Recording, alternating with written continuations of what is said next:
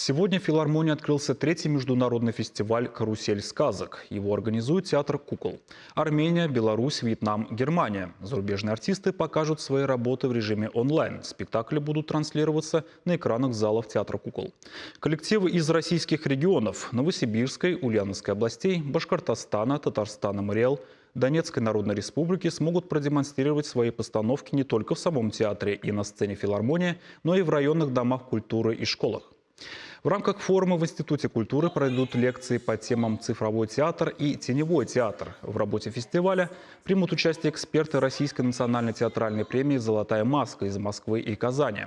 Спектаклем открытия стала постановка Донецкого республиканского академического театра «Безымянная звезда».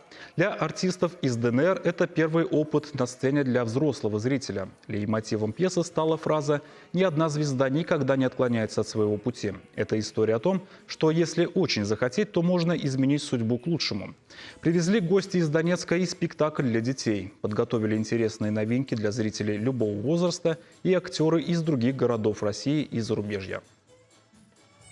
Наш театр уже во второй раз на фестивале. Первый раз мы привозили маленький спектакль для детского зрителя, и участвовало всего 2 артиста. А в этот раз мы привезли большой спектакль, новый спектакль, где участвует практически вся труппа театра. Это самый последний спектакль в нашем театре, который был принят в репертуар, но ввиду безопасности зритель еще не видел. Премьера еще не состоялась. Каждый фестиваль берем определенную тематику. На этот раз, конечно, мы выбрали тематику цифровых технологий, то, что мы используем в современных спектаклях. Конечно, театр кукол развивается, и, конечно, без цифровых технологий мы никак не можем развиваться, не можем отстать.